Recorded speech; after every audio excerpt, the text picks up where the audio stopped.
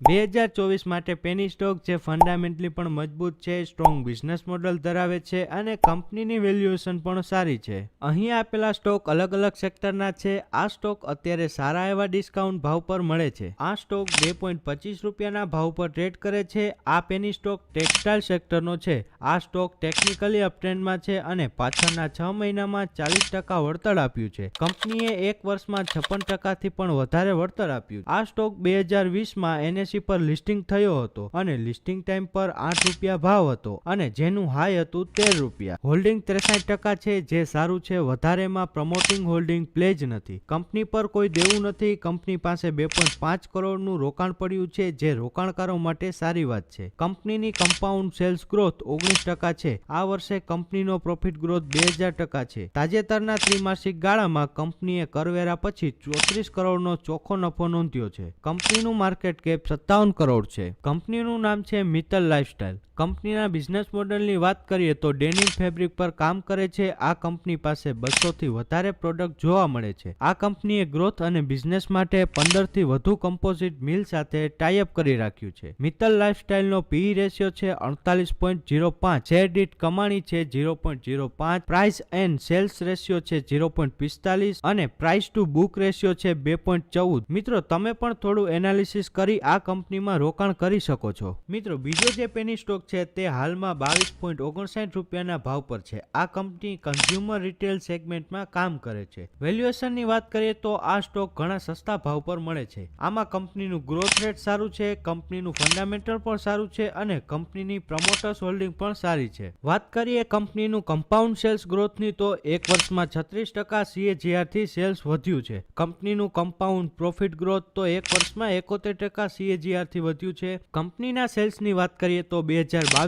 233 કરોડ અને 2023માં 313 કરોડ પર પહોંચી ગયું છે, જે છેલ્લા 5 વર્ષમાં સારું એવું વધ્યું છે, જે આજે 4 ગણું વધારે છે. જે કંપનીની વાત કરીએ છીએ તે ભાટિયા કોમ્યુનિકેશન લિમિટેડ છે. Bhatia communication and retail India limited વર્ષ 2008માં સ્થાપિત રિટેલ ક્ષેત્રમાં કાર્યરત એક સ્મોલ કેપ કંપની છે, જેનું માર્કેટ કેપ 284 કરોડ ધરાવે છે. ઉત્પાદન સેગમેન્ટમાં મોબાઈલ અને એસેસરીઝનો સમાવેશ થાય છે. 30/9/2023ના રોજ પૂરા થયેલા ક્વાર્ટરમાં કંપનીએ રૂપિયા 100.86 કરોડની કુલ આવક નોંધાવી છે, જે છેલ્લા ક્વાર્ટરમાં રૂપિયા 103.21 કરોડથી કુલ આવક કરતા 2.27% નીચી છે. પરંતુ ગયા વર્ષના ક્વાર્ટરની કુલ આવક રૂપિયા 8.1 કરોડની સરખામણીએ 23.58% વધુ છે. સ્ટોકનો પીઈ રેશિયો છે 24.86, પ્રાઇસ ટુ બુક વેલ્યુ છે 4.70, કંપનીનો EPS છે 0.91, ROE છે 18.75. કંપની પર ખૂબ જ ઓછું દેવું છે.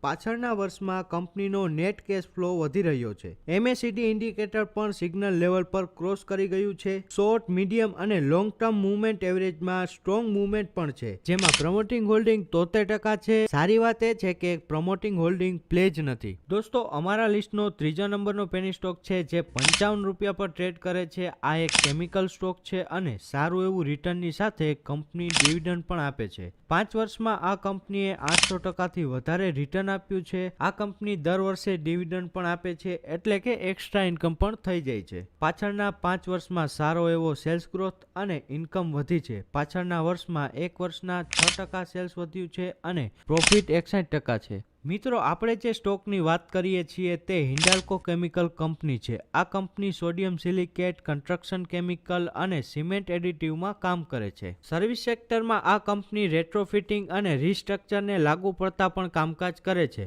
આ કંપનીના ક્લાયન્ટની વાત કરીએ તો Apcon infrastructure, Apco Infratech, Dilip Buildcon, Hindustan construction company, JP associate અને L&T પણ છે. આ કંપનીનું માર્કેટ કેપ 190 કરોડ છે. આ કંપની ઉપર 80 લાખ જેવું દેવું પણ છે અને 10 કરોડથી વધારે કેશ છે. આ કંપનીમાં પ્રમોટિંગનું હોલ્ડિંગ 69% છે. પ્રમોટિંગનું હોલ્ડિંગ પ્લેજ નથી. પી રેશિયો 47.50%, પીબી રેશિયો 5.95%. આ સ્ટોકે મહિનામાં 20%થી પણ વધારે રિટર્ન આપ્યું છે. કંપનીનું પ્રોફિટ અને ગ્રોથ પ્રોફિટ માર્જિન વધે છે. પેની સ્ટોકમાં રોકાણ કરવામાં જેવી રીતે વધારે નફો મળે છે તેમ જોખમ પણ વધારે હોય છે, જેથી તમારા રિસ્ક લેવાની ક્ષમતાને ધ્યાનમાં લઈ જાતે એનાલિસિસ કરી અને પછી જ રોકાણ કરવું.